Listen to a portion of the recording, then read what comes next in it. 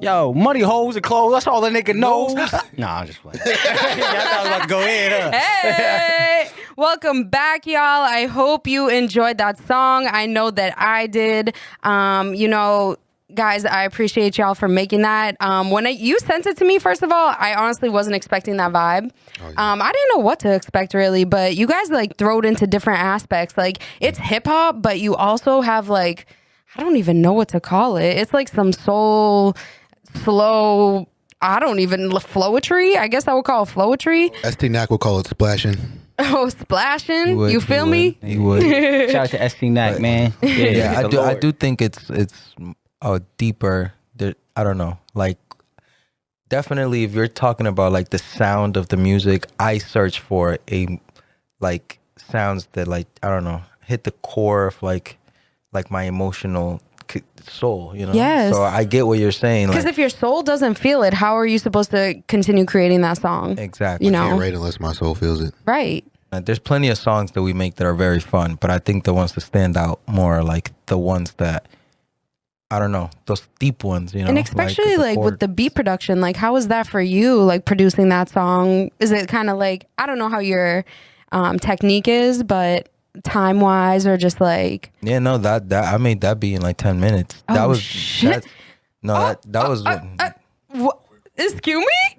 Who? I'm not gonna lie. He made the beat in 10 minutes. I probably wrote it in like 10 minutes. Yeah. Damn, y'all just work fast. Okay. Yeah. But the thing is, when it comes from the soul, like I have like poems. I do spoken word since I was young. So I have like spoken word poems. They're like 3 minutes memorized poems that I would write in, like you said, like 10 minutes. Because when it comes to you, you literally are just like, exactly. Or like producing your beat like, exactly. Yeah. Once you're sharpened the knife. You're like not on earth at that point. Facts. And these niggas got crazy chemistry though together. Like when they're in sync when it comes to music. So it's like they could do that. Right. You know what I mean? Where like other producers, you meet with other producers or like just other artists, it take you a whole hour just to write a song or an hour to, you know what I'm saying? So that just lets you know the chemistry they have to make a song in fucking 20 minutes. The energy it's needed. I cuss a lot too, so sorry. No, we don't care. I know Soul in the Young World. What up? What's good? We out here.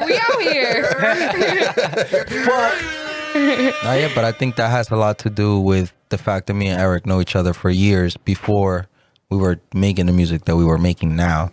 And, we developed ourselves as artists. And, the bond and friendship kind of just helps. It just helps. You're actually pre-answering one of my questions. How do you guys know? Oh my gosh, I knew it. There was too much vibe between y'all. Yeah. All right. So fifth grade. And just Kip Academy, Lynn. Ooh. You know what I mean? We was in fucking modulars. We was fucking. I don't know what that means. We didn't have a gym. What's a modular? Yeah. Exactly. Yeah. It's a man, this nigga read, man. It's like a fucking portable classroom. Okay. Sometimes we didn't have AC. Thing. Sometimes we did not play, but we had AC. Yeah, but it was bad AC, but it was there. I'm not gonna lie, like that school, like it taught us a lot. Just how to be a person. No bullshit. Like yeah, and like we met each other in 5th grade. I don't know when we started making music. But I mean, I think we started making music at my boy Mickey Spade's house. Okay. He's from Lynn. He had his own studio in his house. We would just pull up to his studio and just do shit. I remember recording recording his closet, smoke weed, just do a whole bunch of like young nigga shit. Yeah. Like we was like 15. You have to start somehow, right? Exactly. You know what I mean? And the first rap I wrote, I know it was trash, but that's what it's about. Facts. You grow. And I think I made the what was that tape where you were like, damn, I'm just gonna start producing for you, bro. Melanin Skies. I put out this tape called Melanin Skies. I love that name. Yeah, like being young, that's like mad deep. I've always like, even in like, if you went back, Young World, guys. Yeah, if you went back to my old music, like it's trash. I wouldn't suggest you to do it, but like my mind was just somewhere. Like I've always been like that. No bullshit. But yeah, I made the tape Melanin Skies. It was just a bunch of YouTube beats. It was hard though, and he was like, "Nah, bro, you like way too talented to be rapping on YouTube beats." Yeah. So he was like, "I'm gonna just start producing for you," and then.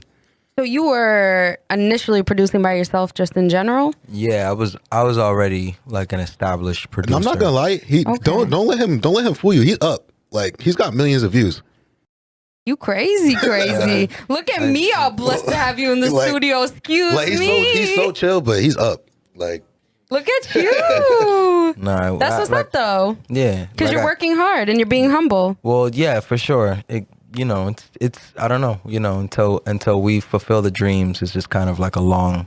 It's a journey. Road. Yeah. But I take in every day, every second, of it. But I've been making. Like I said, I don't know, when we started making music, like to me, music has always been a huge part of my life. Like, so at first I was a dancer. I grew up as a dancer, and I was actually a choreographer at my school at the time, at KIP Academy Lynn. And from choreography, I was also doing poetry because... Stop it. You a poet too? Yeah. And you don't hear it? I should have known. Yeah. I do hear it in his voice. It's so I was just going to be like, damn, you speak so calmly. Like, we was all doing poetry. We had like poetry classes and all that. Yo, I was in poetry club. Don't front. Oh, yeah? Yeah. That's fine. We went to a competition at MIT. Shit was crazy. Louder than a bomb. I went, you actually went to Louder Than a Bomb? I went to Louder Than a Bomb. That's incredible. I actually want to hear crazy. about it. I would love to hear about it. You should check out my other episodes, guys, because I talk about that. Yes, sir. Yes, check out the other episodes. We're on episode 20, gang. Yes. 20, gang, yes. 20. So I got into English because I didn't know English. So I'm from Puerto Rico initially, and having to learn English was just important to me. And then from English, I used to read a lot of books, a lot of poetry books. So poetry and dancing was hand in hand to me because it's all about rhythm. Mm-hmm. And so from that, it became a whole thing with me going to the studio with Eric, to my boy Mickey Spade's studio. And we would just record there, just our raps. And we grinded it out, and then we ended up going to college. And when you go to college, you separate for a little bit. Yeah. And when we came back, that's when he did Melanin Skies. But throughout that time, I had gone to college. In my high school, I went to KIP. I became an established producer through SoundCloud. If you know, yeah, RSNZ. That's yeah. Sorry, just big had to give you that shout out real quick. I appreciate it. Big bombs. I appreciate it. So I gained a following there for a couple of years, and when I came back to Lynn after college, I produced the first tape with him called The Manifestation. That's the first tape that he produced. You guys are speaking my language. Yeah. Manifestation. We got Melanin this is our Skies. fourth tape. This is our fourth tape. Yeah. We it started with The Manifestation, then we did Question Marks. Oh, yeah, this is the tape called Question Marks. It's fire. That tape is fire. I suggest you go back. Right? Yeah, Gladys Knight. Yeah, that's like Excuse me. Yeah, it's a video. Go watch it, all that shit. Yeah. And then Vibrant Nights, and then Nothing Ever Ends. Nothing Ever Ends. That's a fire tape that I dropped right before this tape. That tape's crazy. I would suggest you listen to that too. And then Lil's Gospel. And we just been rocking, man. So what was the last one you said before Lowe's Gospel? Nothing Ever Ends. So when did you drop that? Oh, last year. In July. Okay. Yeah. All right, July. word. Actually, no. July of 2019. Yeah. Oh, 2019? Yes. Actually, no. July of 2020. I'm sorry. Nah, Question Marks came out in 2019. Yeah, I'm sorry. Oh, okay. 2020. Okay. It's just I was thinking about really COVID time. But been seriously going hard since like 2019. Yeah. Like that's when we was like, nah, we just gotta figure something out. Right. Damn, guys. I'm sorry, I just got sidetracked, but you guys are so deep and like so cool. Like it's crazy because you don't expect it till you meet someone. I mean, obviously, this is the first time that we met in person, and it's just really awesome to hear people be able to be so able to communicate about their music and speak what they really mean. Even though if you guys do hood shit or if you do hip hop or whatever, like there's something deeper to it though. yeah. But like letting the people know, like there's more to just you doing hip hop. There's more to you just putting that vibe out. Like there's a person behind that. A person with a story. Yeah, and a journey. Someone going through something, trying to get that music out there. Honestly, it's really just about being an individual, and that's what people got to understand. Like, just be yourself. Don't be a sheep. Yeah, like just be yourself, bro. It's really it's not that hard to do, but it's also the hardest thing that you can do. It's the hardest thing in the world to do. Yeah. At the same damn time. Exactly. Yeah. You know what I mean? Yep. I think honestly in this life, it's kind of like a test for all of us to see if you can be yourself. Because if you can't, you're going to be miserable. You feel me? It's like when you're not yourself, you keep getting beat down. It's like things keep happening to you and things keep going wrong. And you're like, why does this keep happening to me? And you like blame the things around you and the people around you. And then you're like, oh shit, it was me because I wasn't even loving or being myself that whole time. You gotta live in your truth. Yeah. 100%. Exactly. And then you can do your art, because being an artist and loving yourself also goes It like hand in coincides. hand. Exactly. Yeah. Yeah. Because it took me a long time to realize that. And I think, you know, probably same for you guys, like the struggle of just knowing that like whatever you're doing, even if it's different from what other people are doing, is okay. It's I still okay have a to be hard time that with different. honestly. I do too.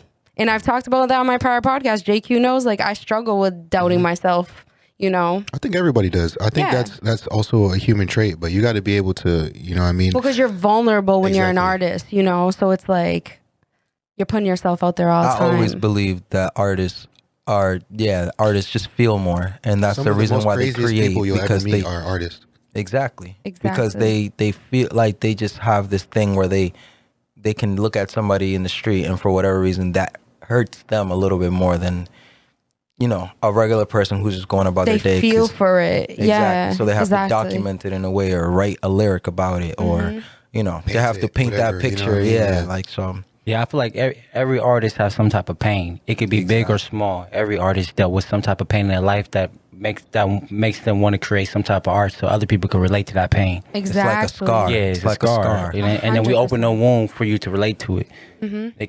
The scars are beautiful though. Exactly, because they make you stronger. Yeah. Right. You know what I mean? Because imagine if you just lived your life, you never got a scar, you never got pain, you never fell, you never broke your arm, no one ever broke your heart, Yeah. your parents didn't fuck you over. Like, you know what I'm saying? Like, what Yeah. if those things didn't happen to you? Who would you be? A soft ass motherfucker. You feel me? Like, you just wouldn't be able to take nothing. Right. You wouldn't be able to become yourself because nobody gave you the obstacle to find out who that self was. You were just always floating, you know? So, Pain gives you a purpose in life.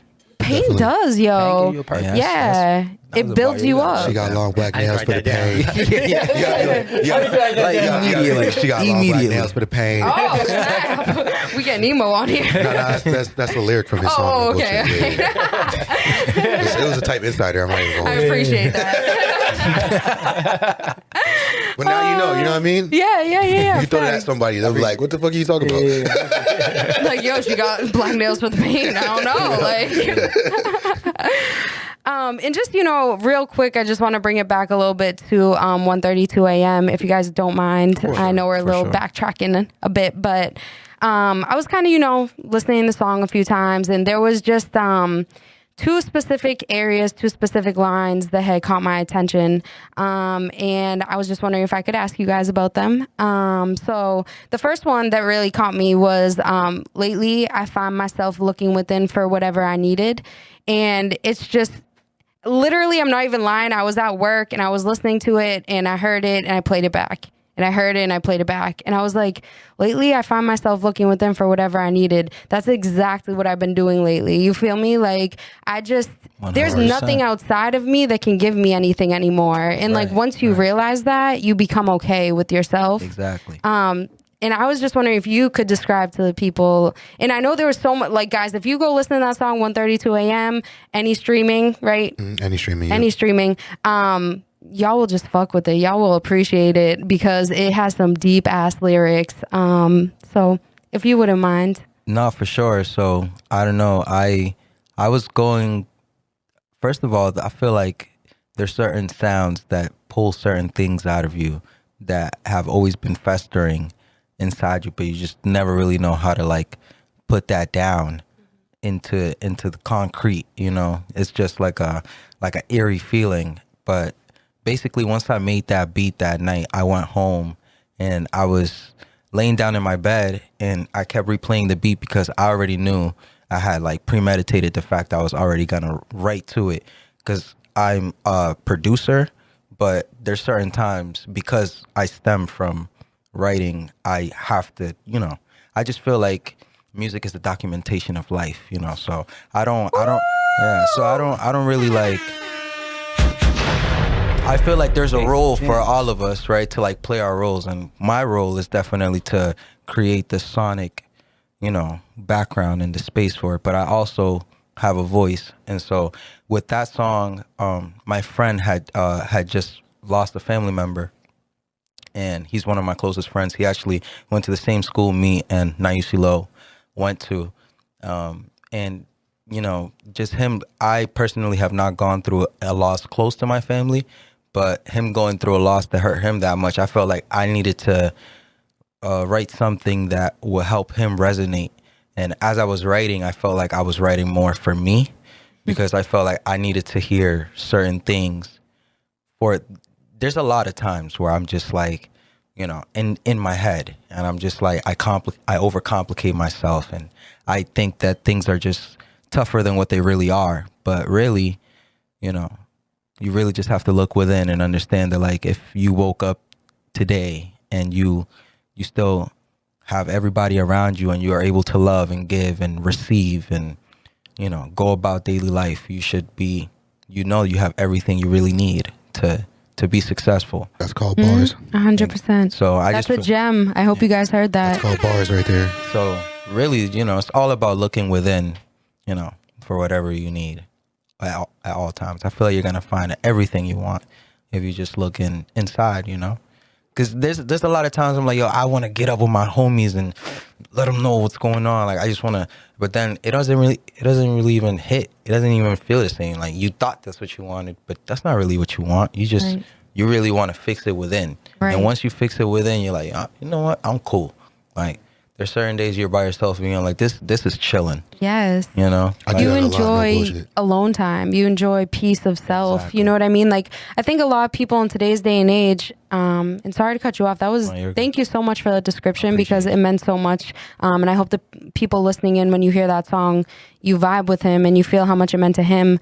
But I think in today's day and age, people always are like, yo, I'm bored. You know what I mean? I'm bored. Like, bored is not in my vocabulary. Like, I don't get bored, because I always have something to do within myself. I always have growth. I always have learning. I always have something I could be working on. But you have to find that. Like, if you don't find that, you are going to be bored, and you're going to feel like, oh, I don't know what to do. I need to look for my friends. I need to go out and do this. I need to do that. Once you feel yourself, you can just be cool with it. Like, you know what I mean? Like, you started producing, you know what I mean? Like, you got cool with yourself, you put it into producing or music or whatever. I put it into podcasting, writing, poetry, dancing. Like, it's an expression of finding who you are. So thank you for sharing that with everybody. I appreciate you guys. Appreciate you.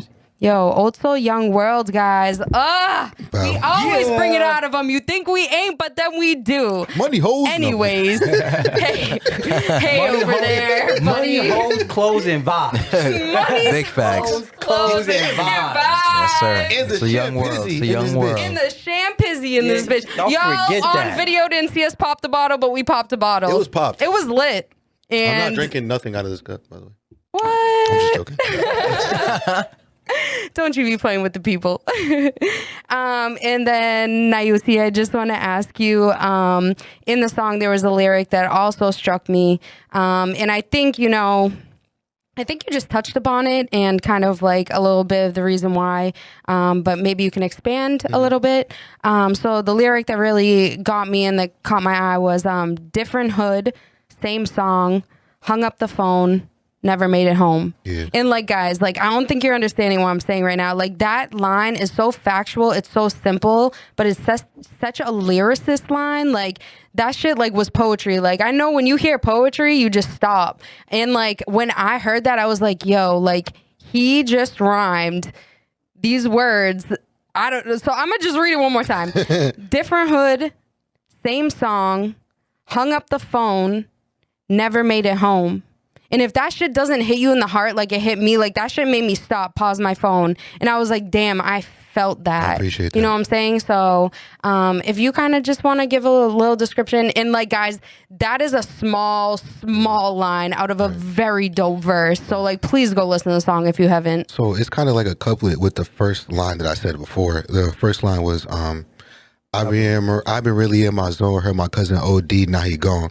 Different hood, same song, hung up the phone, never made it home.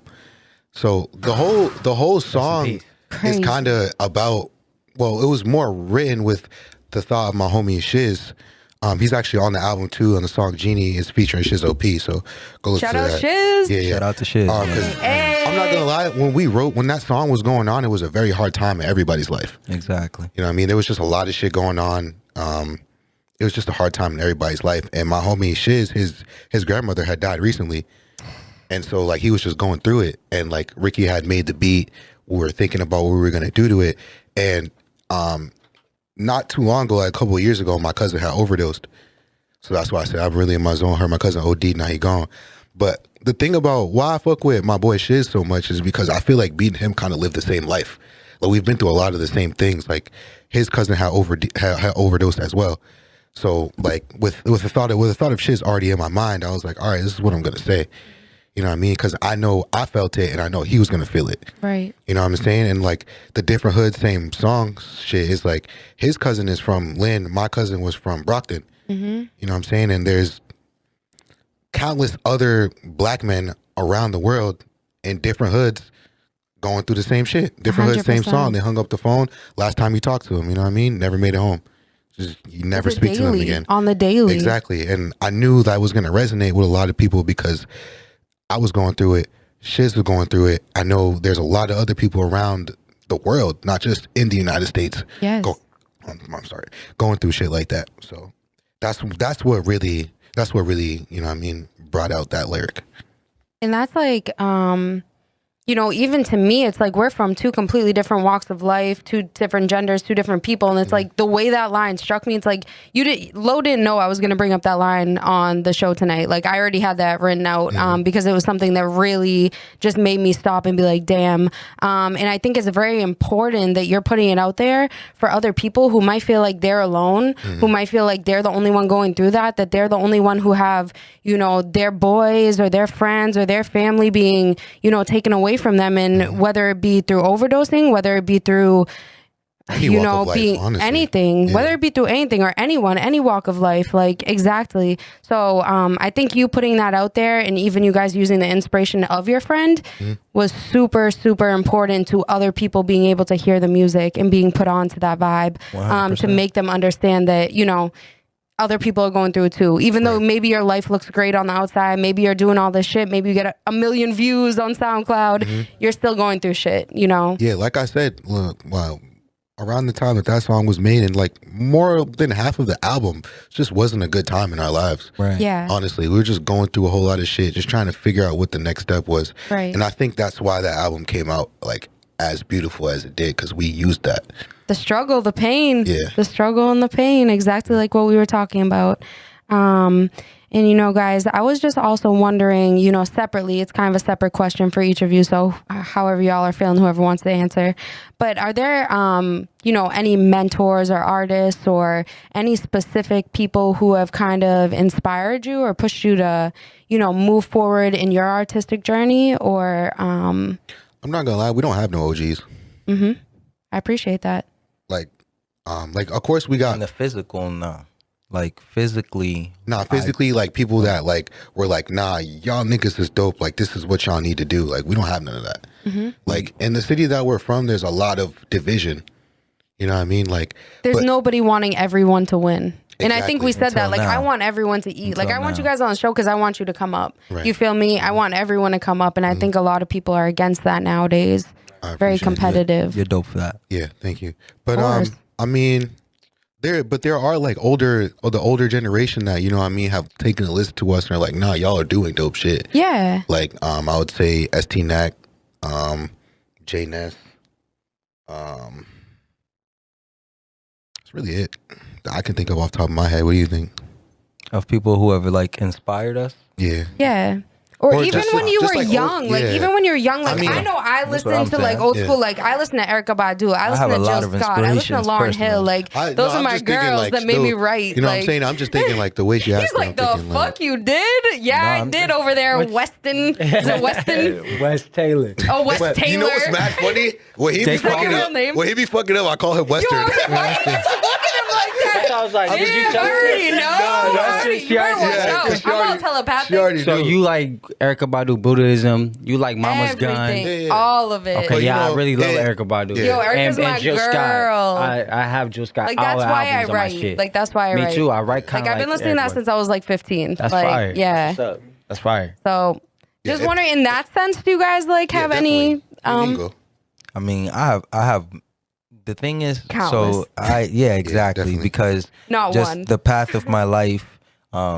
I used to watch, I think it was like Channel 62 when I grew up in Puerto Rico, and it was the one channel in the morning that would play all of the English music, and Linkin Park Numb was one of the songs that would like constantly replay with the video. So, and I didn't know English at the time, but I knew the melody for it. Like, when I came out to Lynn, I came across hip hop because in Puerto Rico is reggaeton. So, hip hop was it was like my first encounter with hip hop, and I would soak up everything about it. Mike Jones was actually my favorite rapper. Hey, Mike Jones. I wish I had a drop for that right now. That's fire. This isn't deep. Listen, but I'm gonna tell you right now. These are not like musical inspirations. Right. This was just like So like your beat vibes. Yeah, this is just more like cultural inspirations. This is more like an introduction to like what hip hop even was. Yes. So that once I got to understand that, Kanye West and Lupe Fiasco were like my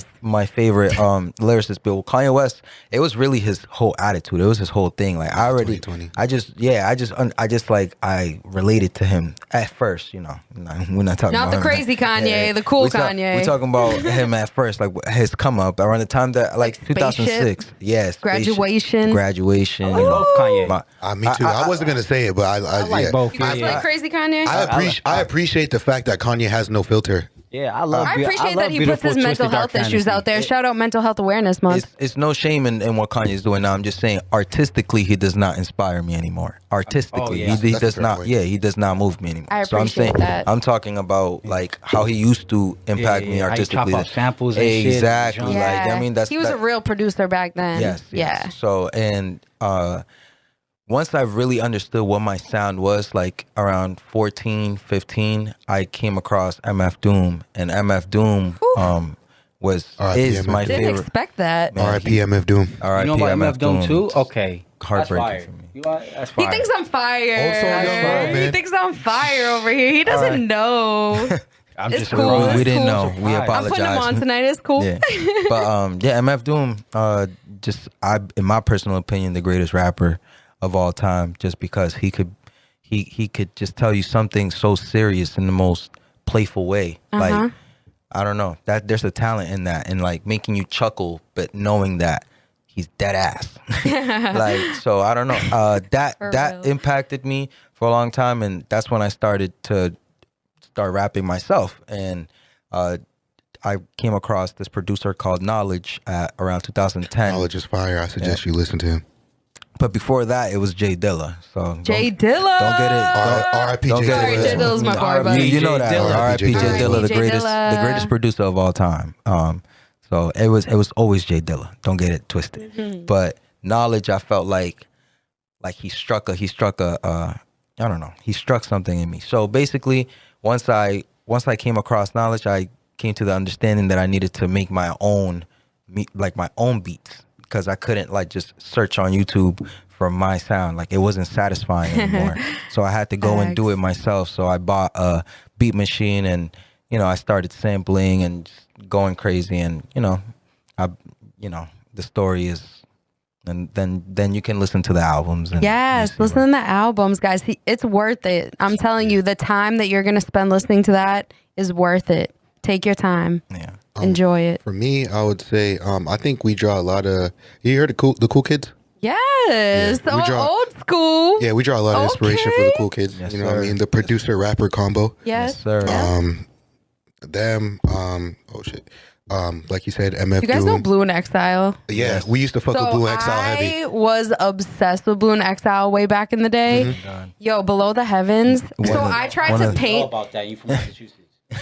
How do we know about that? Wait, How all do you know Like- about that? Because you from Cali? You're all Crazy. special. We're going to get to Cali. Yes, Don't you worry, that's- boy. For y'all don't know the cool kids and Blu and Exile below that. That's crazy. So the funniest thing is, That's so I was fire. the only Yeah, I one know who knew about about that. Blu Exile. Sorry, I cut you off. I want you to No, continue. sure, yeah. That's But crazy. I actually would put my friends onto it and be like, they didn't like it. They were like, what is this? And Blu I'm was like, talking that yo, shit. I'm just bumping it by myself, writing my poetry. I'm like, yo, their beats are fire. Yeah. But anyways, please continue. Yeah, Blue was talking that shit. But Facts. yeah, I would say the cool kids, MF Doom, Rock Marciano. Mm-hmm. You know who Rock Marciano is? Yep. What? That's crazy. All right, that's crazy. Wow, also, young world audience, do you see these young men questioning my hip-hop abilities? That fucked me up. Jake, you knows that I freestyle. Don't fuck around. I'm really surprised. Yeah. You just got some cool That's points. crazy. You just got some cool I got points. some cool points. You heard that? I'm not gonna lie. The first album I ever bought was a CeeLo Green album. CeeLo Green is lit. Yeah, the crazy shit. I think that shit was fire. That was my shit. I was like, Ma, I need that. This nigga's talking my language. I feel that. I'm like 13. Like, this nigga's talking my language. Oh, no man. bullshit. But yeah, that I feel like there's so much else. Currency. RNC? Yeah, I still listen to Currency. Yes, sir. No bullshit. Honestly, I can't really think too much. The thing is, we branched on into our own sound. Yes, about that's what it's about. Yeah, around 2015, like that's when I was really listening to like myself. Like, you know what I mean? And every the music that would come out from there, that would just be more like luxury music that I would enjoy. I'm not drawing any inspiration anymore because I feel like the people who paved the way for me have already, you know, did their deeds to plant those seeds in me. Now it's just time, you know? I feel that, yo. Yeah, because art is only a continuation of somebody else's It's shit. remix culture. Honestly. So I went to school for communications, and I tell everyone this because it is factual. I had a textbook. In the textbook, a definition said remix culture. And that means that you're remixing other people's art, whether it be music, whether it be art like painting, poetry, whatever it is, into something of your own. And that's really all that we are. But like, you know, the thing is, it's so cool that you said that because I've said on a previous podcast, when they've asked me like, oh, do you have anyone who inspires you for podcasts?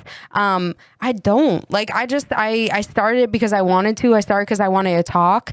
I did my poetry because I wanted to speak. I wasn't like over here listening to mad spoken word poets or anything. It's just like there was something in me that I had something to say that I had to do. And sometimes I feel like listening to other people too much, it influences you so much that you start to sound like them, or you start to think like them, or you start to write like them.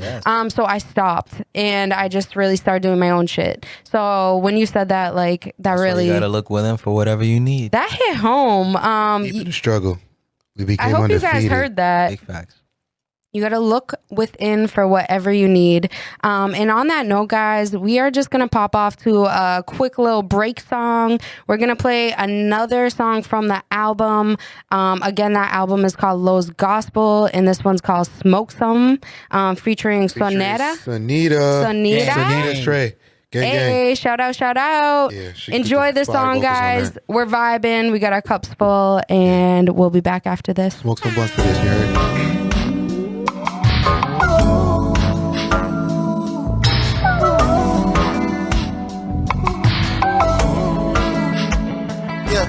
Hey, now everybody in the place to be says smoke. Smoke some, drink some. Put your glasses up if you fuck with me and smoke. Yeah. Smoke some, drink some. Now everywhere go, they know how we running. So they know how we running, and they know how we coming. Hey. To the plug, he ain't got count, 'cause